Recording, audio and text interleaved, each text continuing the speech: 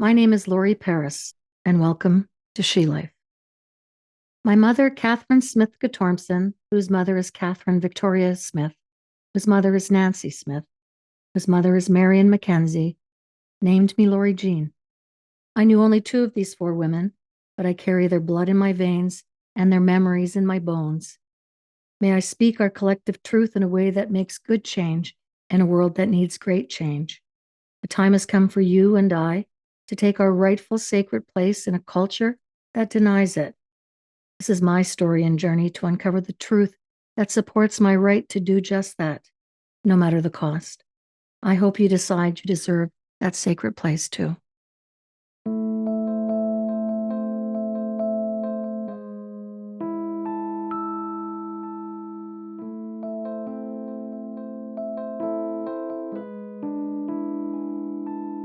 Episode 3, The Blood Moon and Emma Calvé.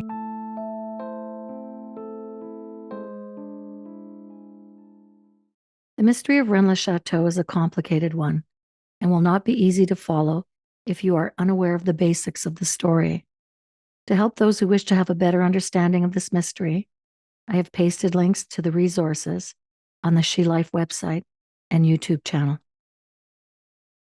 On September 28, 2015, on my 58th birthday, I had a dream in the early morning hours that the goddess Isis was unbound, the cloth that held her hostage unwound and discarded to allow her rebirth in the waters off the shore of Lake Superior, known to the Ojibwe as Gitchigumi, meaning big sea or huge water. She was bandaged so tight there could barely be movement, but her breath was still inside her, and she could take small steps. The moon that she walked under was the blood moon, a moon that has been linked to the prophecies of the end times. I walked with her and held her steady until she reached where she needed to go, the bandage unraveling and falling to the earth as we walked together. The lawn we crossed in the dream was the lawn of a friend's camp, the same camp I would be going to that very evening to attend a woman's ceremony, a camp whose dock would be in pieces when the women arrived, having broke apart after a disturbance on the lake sometime in the middle of the night.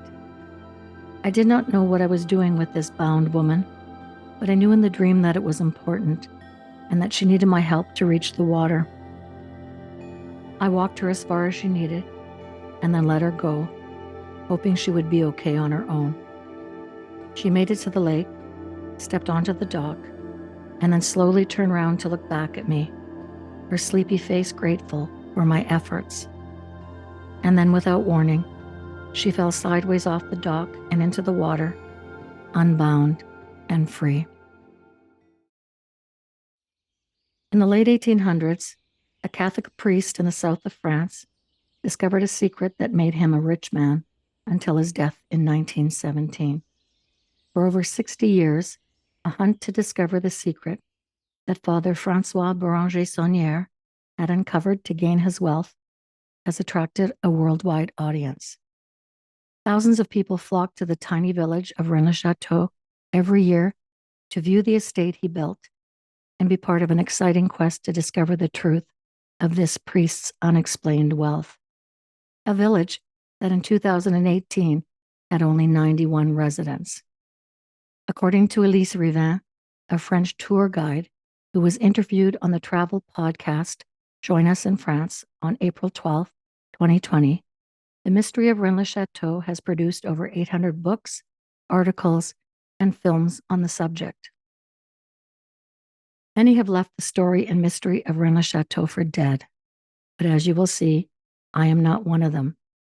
I am still intrigued and bear a strong belief that the true nature of the mystery of Rennes-le-Château has not been revealed in its full capacity. Many researchers and Rennes-le-Château enthusiasts have come and gone. Some were extremely passionate and knowledgeable, others were sightseers, and many were just plain tricksters. I have my favorites: David Wood, Philip Coppens, Lynn Picknett, Clive Prince, Jean-Luc Robin, Jean Robin, Andrew Goff, Borjan Dureff, Patrice Chaplin, and Tracy Twyman. Tracy, David, Philip, and Jean-Luc have passed on all too soon. Their work will not be forgotten. May their souls rest in peace. I am late to the game in adding my podcast to the 800 written works trying to solve the mystery of Rennes-le-Château. I know that, and as I said, many have closed the door on this mystery, satisfied that the priest Saunière was only selling masses, that he had rich benefactors, and that there is nothing really to see other than an alcohol-fueled life of a defrocked priest who knew some very interesting and influential characters in his life. Between 2007 and 2009, Borjan Dureth, Philip Coppens, and Andrew Goff teamed up to record podcasts covering topics such as the Holy Grail, the Knights Templar, and many other subjects surrounding the mystery of Rennes-le-Château. I have maintained a casual friendship with Andrew Goff, an expat American living in London, whose website, Andrew Goff's Arcadia, uses the theory of Occam's razor when researching his many subjects. I quote here courtesy of the internet.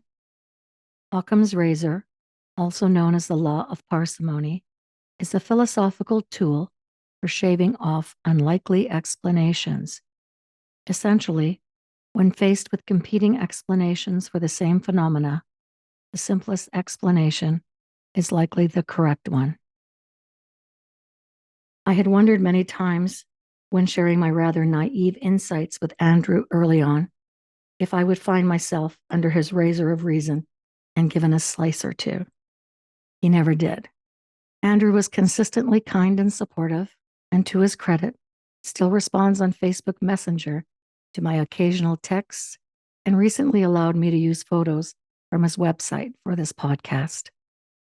Their interviews with Kersey, Murphy, McGowan, Moss, Scabies, and Henry Lincoln, the man who wrote and narrated the documentary that started my interest in the mystery of Rennes-le-Château, were insightful, and the questions asked of their guests came from their combined knowledge and enthusiasm on the subjects they were discussing. A toast to Radio Renaissance, a great podcast when podcasts were barely on the horizon. I rented Lincoln's documentary, Henry Lincoln's Guide to Rennes-le-Château and the Odd Valley, one afternoon after I moved to Thunder Bay, having closed our business in the Farmers Mercantile Building after the events of 9/11. The United States was now at war, and our business in Honolulu non-viable without the U.S. tourist dollar. Many of our customers would be going off to war or staying closer to home to support their local economy during the difficult years that lay ahead. We would need to reinvent our business in a larger city center that was not as dependent on the U.S. tourist trade to help pay the bills. We moved to Thunder Bay, and I spent the winter plotting out the plan for a new business, watched movies, and sold antique furniture out of the front porch to earn a small income. The film gave me my first glimpse of the French opera singer Emma Calvé, the woman who would lead me into the drama and mystery of Rennes-le-Château, a drama best described by Carl Jung in reference to his Red Book that I referred to in episode 2 of this podcast. As with Jung, I had my own confrontation with the unconscious that occurred when I happened upon this woman in Lincoln's film that took me into a world that, as Jung described, deliberately evoked a fantasy in a waking state and then entering into it as into a drama. And I will admit, as Jung did, that to the superficial observer, it will appear like madness. The photo that appeared on the screen of Lincoln's documentary took me by surprise. It had appeared for only a moment, but I was struck immediately by the resemblance I had to Emma Calvé, a resemblance very hard to ignore. She was tilting her head to the side, as friends say I often do, and we had similar features of full cheeks and thin lips and the same smile. In an instant, I believed I was her reincarnated soul, or at least part of it. I shared this belief in the first email I ever sent to Andrew Goff in 2007. I came upon his website one evening while I was waiting at the new restaurant to deliver a late cater for a post-symphony get-together in a neighborhood close to my home. The business I plotted on paper after moving to Thunder Bay post 9/11 was now a wonderful restaurant called Ruby Moon. I stayed biding my time until the delivery was needed by surfing the web and landed on Andrew's website. While the clock ticked on until it was time for me to leave on the delivery, I read his understanding of the mystery of Rennes-le-Château and decided to send him a quick email. Hello, Andrew. Why are you not looking for the reincarnations of some of the people you are interested in? Beranger Saunière and Emma Calvé, just two examples, are probably alive and well somewhere on this planet, but of course with different names, etc. If they have continued on a journey of spiritual enlightenment, they may be able to help you in your quest. Andrew responded, Lori, hi, I hope you are well. Thank you so much for your contact. You bring up a very interesting topic and approach. I believe you are correct. But how does one go about finding them or contacting their essence? Many thanks for your input. I remember thinking that his response was quite clever, as it kindly demanded a straightforward answer. I replied, Andrew, thank you for your reply. I guess the answer to your question is sometimes they find you. I was Emma Calvé.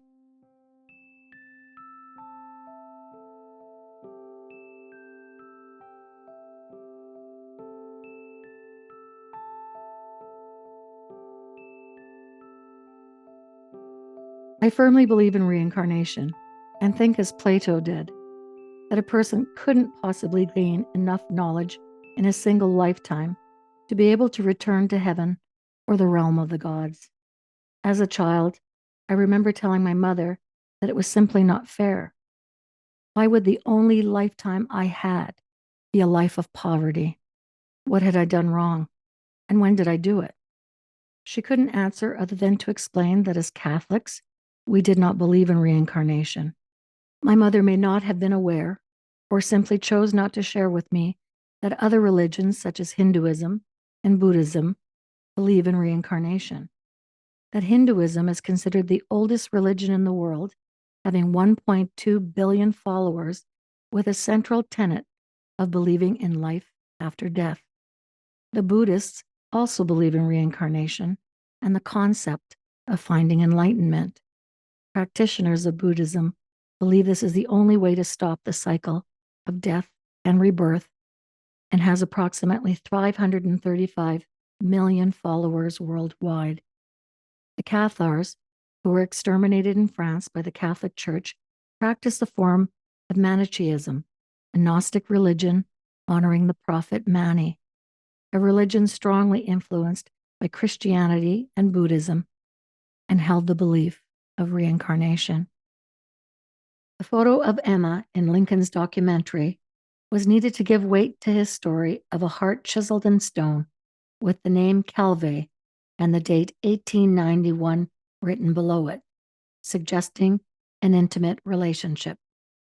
There is no proof that the love affair happened, but in the words of Henry Russell, an entrepreneur and admirer of Calvé, she was always in love with someone, and needless to say, someone was always in love with her.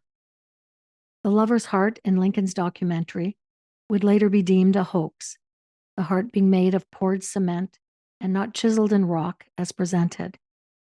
Someone wanted this liaison put into the public forum, and whether real or fake, I joined a worldwide search for the treasure of an impoverished priest who between 1898 and 1905 built a large house, a personal library in a stone tower that, when standing on its roof, had a 360-degree view of the Odd Valley, a priest who built an orangery with exotic plants, an amazing garden and pool, purchased his maid beautiful dresses from Paris, and was known to throw lavish parties in the house he built, where the beautiful voice of an opera singer would be clearly heard.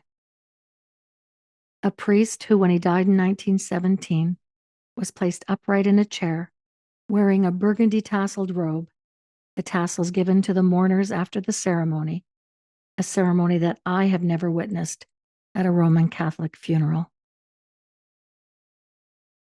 I was immersed and sometimes drowning in all the fact, fiction, and speculation concerning the mystery of Rennes-le-Château, and found that Emma Calvé, although mentioned, was never given the recognition she deserved in the mystery. I eventually made a trip to Europe in the spring of 2008 to visit Rennes-le-Château and Millau in France, and of course Rosslyn Chapel in Scotland, the church where the body of Mary Magdalene is entombed, according to Dan Brown's book, The Da Vinci Code. The priest Saunière had a mother, grandmother, sisters, a maid that stayed loyal to him in life and death, financial support from the wife of Henry V, who was the last legitimate male descendant of Louis XV. Henry V was king of France for 7 days and continued to be the pretender to the throne from 1844 to 1883. Saunière is said to have had a relationship with Calvé, an international opera star who had an extensive network of business associates, friends, and admirers that included royalty. In the mystery of Rennes-le-Château, these important, skilled, and dedicated women are either ignored, considered women of little consequence, or relegated to roles of a sexual nature. Internationally recognized author and playwright Patrice Chaplin introduces and identifies another woman in the mystery in her book City of Secrets that was published in 2007. She refers to her as the French woman, and according to Chaplin, she was an integral part of a secret society in Girona, Spain, a society that involved her then boyfriend's family, the priest Saunière, and a secret that is related to the elusive Holy Grail. Rosa Noemi Emma Calvé was born on August 15, 1858, and would later shorten her name to Emma Calvé, removing the T from her surname, and in the tradition of French and Italian aristocrats, used her third name as her first. Her father's name was Justin, her mother was Adele, and the only husband on record was a man named Galileo Gasperi, whom she married in 1911 and divorced in 1921. Emma was born unmoneyed in Decazeville in the south of France and moved with her parents to Spain when she was 3, returning to France at the age of 10, only being able to speak Spanish. She would learn her native tongue with some difficulty and continue her education in Catholic convents where her ability to sing was discovered. With the help of teachers such as Matilda Marchesi and Manuel Garcia, she developed this gift to its highest achievement, debuting in Brussels, Belgium in 1882 in the role of Marguerite in Faust. Calvé's most famous role was that of the cigarette girl of Seville in the opera Carmen. Having studied for the role by watching the gypsies and dancers of Spain, she chose to be scantily clothed, as confirmed by critic Henry E. Crabiel, who wrote, "In some respects, she left nothing to the imagination.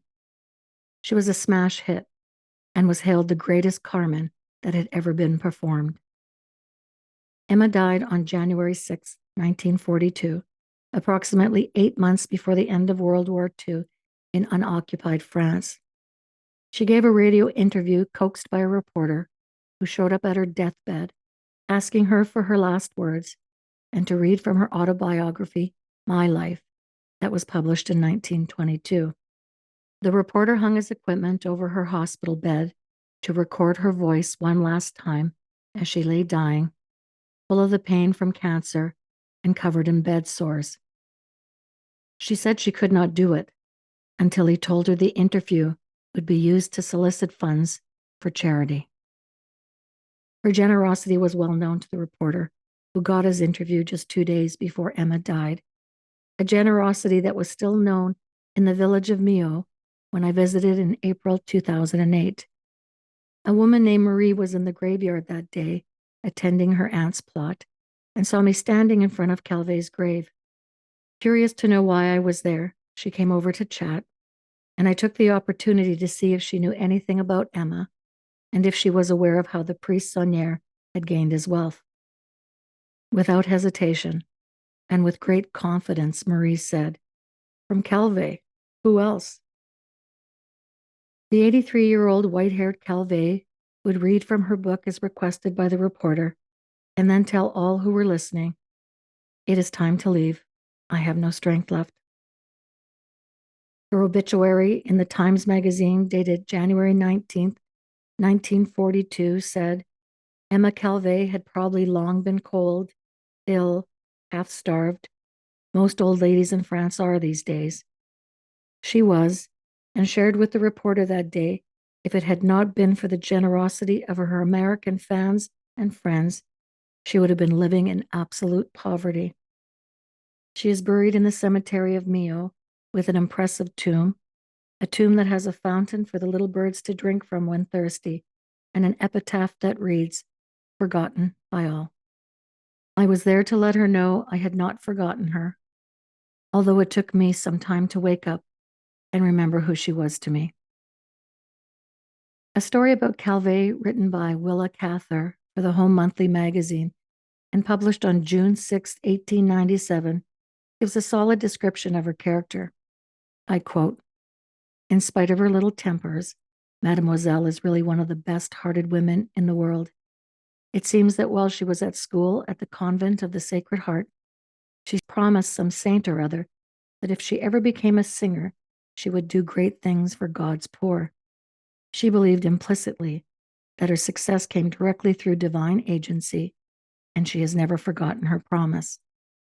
On her great estate, up in the Soudan, she had built an orphanage where she supports and educates 40 little girls picked up from the slums of Paris. She has a warm feeling, too, for the ruddy-cheeked lads of her country and employs on her farm almost 100 of them who find her a most delightful mistress." Unquote.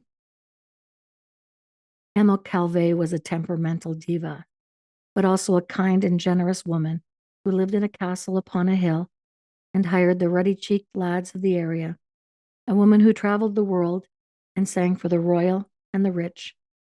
In her memoir, Calvé shares that she sang every season at Covent Gardens in London and would be invited to court to sing for Queen Victoria. She speaks very fondly of the Queen, saying, "She was impressive, dominating, a real presence, in spite of her short stature and plain exterior." Queen Victoria's fondness for Calvé is still on display in the Victoria Room at Windsor Castle, a bust of her sculpted by the Countess Theodora de Gleichen, with Emma in the role of Santuzza. While performing for kings and queens, Calvé became involved in the popular spiritualist movement of the Belle Époque, or Beautiful Age, that began to freely emerge in France as the Roman Catholic Church lost its hold on the populace following the separation of church and state after the French Revolution. She was a regular at the Chat Noir, or Black Cat Cabaret in Paris, and was associated with Gerard Uncos, also known as Papus, the man who reestablished Martinism under the banner of the Kabbalistic Order of the Rose Cross. Martinism is a form of esoteric Christianity and encompasses the science of numbers, symbolism, and dreams, and embraces the Gnostic Gospels. Calvé would become a high priestess in Papus's group of unknown superiors within this Martinist order. Calvé also studied Hinduism and developed a friendship with the Swami Vivekananda, an influential Hindu monk, philosopher, and author whose teacher was the Indian mystic Ramakrishna. He was responsible for bringing the teachings of the Vedanta, the Hindu philosophical traditions, and yoga to the Western world. He would become acquainted with Calvé in America and accept an invitation to travel with her and some friends in the fall of 1900. The Beautiful Age in France began somewhere between 1871 to 1880 and ended in 1914 with the start of World War I. France saw great economic prosperity, with many innovating ideas related to science and technology, and was leading the world in medicine and educational advancements. The French culture found itself in a golden age, where the arts flourished and had great political influence outside of Europe. There were 2 world exhibitions held in Paris during this time frame. The Paris exhibition of 1889 was held from May 5th to October 31st, celebrating the storming of the Bastille, the beginning of the French Revolution, and featured the newly built Eiffel Tower. Over 32 million people attended this exhibition. The Paris exhibition of 1900 took 5 years to build and was open to the world from April 14th to November 12, 1900, with 50 million people attending worldwide. The exhibition displayed many new achievements in art and science, including moving sidewalks, the first trolley bus, escalators, diesel engines, electric cars, and talking films. It is also a time of colonial pride, with countries building separate pavilions for their colonies. Swami Vivekananda attended the Paris exhibition before leaving as Calvé's guest on a trip to Vienna, Turkey, Greece, Egypt, and Jerusalem, beginning on October 24, 1900. He would be traveling with Jules Bois, Calvé's intimate partner for many years, her friend Miss Josephine MacLeod, Father Yasant, who now donned the name Mr. Charles Loyson, and his wife. Yasant left the priesthood to marry an American woman named Emily Butterfield Merriman. Vivekananda kept a journal of that trip and shares an argument between an actress and the former priest's wife. Mrs. Loyson chastises the actress, saying, and I paraphrase here, "It is very bad of you to live with a man without marrying him." The actress responds immediately, "I am 1,000 times better than you. I live with a common man. I may not be legally married to him, whereas you are a great sinner. You have made a great monk break his religious vows. If you were so desperately in love with the monk, you could have lived as his attending maid, but you brought him to ruin by marrying him, and thus converting him into a householder." The only actress on that trip was Emma Calvé, who was living unmarried with Jules Bois. The actress had shared her views on priests in love, and perhaps acknowledged the possibility of a relationship between Saunière and his maid Marie, and the choice she would make if she were ever to sleep with a priest. Calvé would leave him with his flock. The priest Saunière stayed with the villagers of Rennes-le-Château until his death in 1917, his dedicated maid Marie buried beside him in 1953.